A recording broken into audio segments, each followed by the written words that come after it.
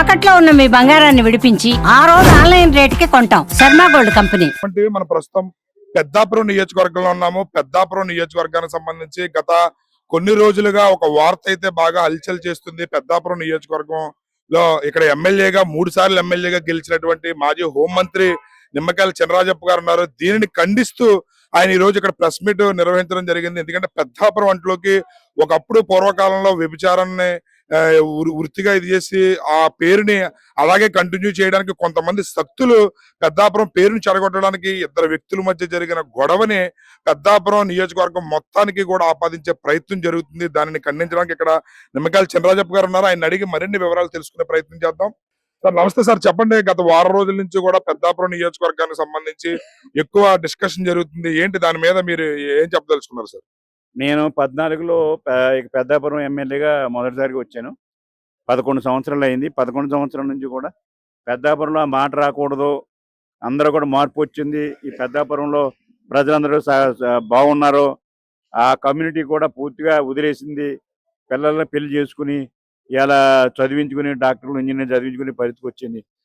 ఈ పరిస్థితి రావాలని చెప్పి నేను ఆలోచించాను. ఎందుకంటే మనం వచ్చిన కాడి నుంచి కూడా అదే కొంచెం కాన్సన్ట్రేషన్ చేసి ఆ పేరు రాకూడదు, మంచి పేరు రావాలని చెప్పి డెవలప్ చేసి ఇవాళ పెద్దాపురం ఒక మంచి డెవలప్మెంట్ తీసుకురావడమే కాక ఇండస్ట్రియల్ పట్టణంగా తీసుకురావడం జరిగింది. అలాగే అభివృద్ధిలో కూడా ముందుకు తీసుకొచ్చాం. పార్కులు ఇవన్నీ కూడా తీసుకొచ్చి ఒక మంచి వాతావరణం తీసుకురావడానికి ఒక్కసారిగా మరి తులసి చంద్ గారు ఒక స్టేట్మెంట్ తోటి, వీడియో స్టేట్మెంట్ తోటి ఈ పెద్దాపురం వాతావరణం అంతా మారింది. ఆవిడ ఇండివిజువల్ కేసుకి ఇబ్బంది లేదు, ఇండివిజువల్ కేసు పట్టుకోమన్నాం, ఇండివిజువల్ కేసు మాకు దొరికినా మేము కూడా కేసు పడతాం. కానీ కమ్యూనిటీ అంటే కూడా మరి కించపరిచే విధంగా మరి ఆ తర్వాత వాళ్ళు మాట్లాడటం కానీ ఈ కమ్యూనిటీని కించపరిచే విధంగా చేయటం కానీ ఈ ఆచారం అని చెప్పి చాలా నేను చెప్పలేను, ఆ విషయాలు చెప్పలేను, కానీ చాలా దారుణంగా మాట్లాడటం జరిగింది. దాని మీద ఒక వారం రోజులుగా అందరూ కూడా చాలా ఇబ్బంది పడుతున్నారు. మరి నిన్న మొన్న కూడా ఇబ్బంది పెట్టారు. నిన్న కూడా పోలీస్ స్టేషన్కి వెళ్ళి కేసు పెట్టారు. ఈరోజు నాకు వచ్చి రిప్రజెంటేషన్ ఇచ్చారు, మీరు సీరియస్గా తీసుకోండి, ఎందుకంటే ఇలా మా కుటుంబాలు పాడవుతున్నాయి, మా పిల్లలు చదువుకుని ఉన్నారు, మా పిల్లలకు ఉద్యోగాలు కావాలి, మా పిల్లలకి పెళ్ళిళ్ళు కావాలి, అంచేత మేమందరం కూడా మీ దగ్గరికి వచ్చాం, మాకు న్యాయం చేయమని చెప్పి వచ్చారు. మేము కూడా ఇప్పుడు మళ్ళీ వీళ్ళందరూ కూడా మళ్ళీ స్టేషన్కి వెళ్తున్నారు, ధర్నాలు చేస్తున్నారు. చాలా పెద్ద ఎత్తున మహిళలు కూడా ఇక్కడికి రావడం జరిగింది. అయితే సార్ పెద్దాపురం ఈ మధ్య కాలంలో పెద్దాపురం సిల్క్కి జాతీయ స్థాయిలో గుర్తింపు వచ్చింది. అదేవిధంగా పాండవుల మెట్ట ఉంది. పెద్దాపురం గ్రూప్ తరపు నుంచి గర్భిణీ స్త్రీలకి ప్రతి బుధవారం కూడా ఇక్కడ మా అన్నదాన కార్యక్రమం ఏర్పాటు చేస్తున్నారు. ఇలాంటివి పెద్దాపురానికి సంబంధించి మరెన్నో గొప్ప విశేషాలు ఉన్నాయి. ఇవన్నీ పక్కన పెట్టి ఒక ఇద్దరు వ్యక్తుల మధ్య జరిగిన సంఘటనని కేవలం ఒక నియోజకవర్గం మొత్తానికి, ఒక ఊరు మొత్తానికి ఆపాదించేయడం అనేది ఇది కేవలం కుట్రపూరితంగానే చూడొచ్చు అంటారా? అంటే మన పెద్దాపురం నేను 14 నుంచి కూడా నేను ఎమ్మెల్యేగా రావడం కాడి నుంచి కూడా మన పెద్దాపురం ఒక సంస్థ పెట్టి ఆ సంస్థ అన్ని రంగాల్లోనే ముందుకెళ్ళి అవేర్నెస్ తీసుకొచ్చే విధంగా ఇవాళ తిరుగుతుంది. హాస్పిటల్లో ఫుడ్ కానీ ఇవన్నీ కూడా ఇచ్చి, అలాగే మొక్కలు నాటే కార్యక్రమం, చిట్టడుగులు పొయ్యాల ఎక్కడనేది కాన్సెప్ట్ చిట్టడుగులు కూడా తీసుకొచ్చారు. అంత అడ్వాన్స్గా ఉన్నాం. నేనైతే మెట్ట మీద పాండవుల మెట్ట మీద పార్క్ కట్టాను, అన్ని ఆఫీసులు కట్టాను, రోడ్లు వేసాను, పార్కులు కట్టాను. మంచి వాతావరణం పెద్దాపురం తీసుకొచ్చారు. దానివల్ల ఇక్కడ రియల్ ఎస్టేట్ పెరిగింది, ఇండస్ట్రీస్ వచ్చినాయి, బాగా వచ్చినాయి. ఇవన్నీ కూడా దెబ్బతినే విధంగా వీళ్ళ స్టేట్మెంట్ చాలా ఇబ్బంది పెట్టింది. ఇలా ప్రెస్ వాళ్ళు కూడా దాన్ని పట్టుకుని ఒకటి కథన ఇవాళ చెప్తున్నా, ఇవన్నీ కూడా ఇక్కడ ఏమీ లేవు. గత 50 సంవత్సరాలుగా ఇవాళ మార్పు వచ్చింది. ఇంత 50 సంవత్సరాల ముందు ఉండేదేమో నేను కూడా అనుకున్నాను.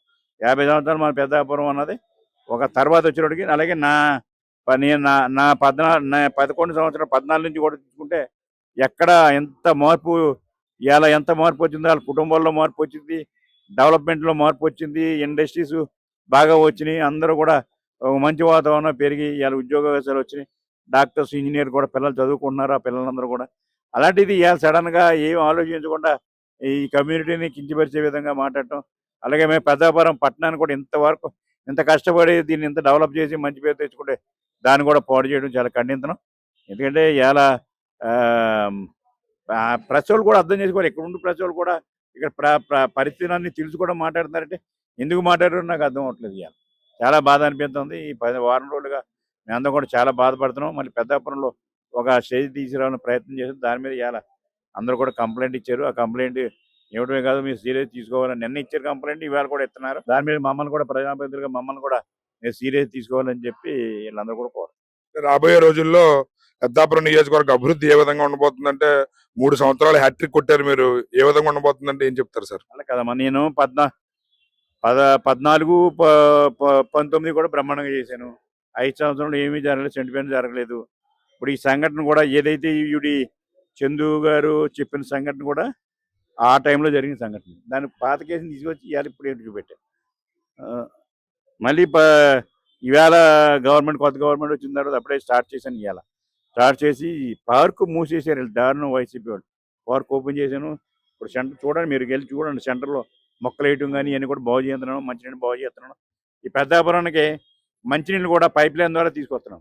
అలాగే హాస్పిటల్కి బ్రహ్మాండంగా హాస్పిటల్ ఇవాళ నిర్మాణం చేసాం. ఇంకా 100 బెడెడ్ హాస్పిటల్ కూడా మేము ప్రయత్నాలు చేస్తున్నాం. ఇలాగా ఈ పెద్దాపురం ఇంకా ముందు రిలేటెడ్ అయితే బ్రహ్మాండంగా పెరిగిపోయింది. అనేక ఇండస్ట్రీస్ వచ్చి ఇంకా ఇండస్ట్రీస్ రావడానికి సిద్ధంగా ఉన్నాయి. ఈ పరిస్థితిలో ఇలాంటి వార్త చాలా బాధ అనిపించిందని చెప్పి తెలియదు. రైట్, చూసారు కదా, నిమ్మకాయల చినరాజప్ప గారు పెద్దాపురం నియోజకవర్గం నుంచి 3 సార్లు ఎమ్మెల్యేగా గెలిచారు.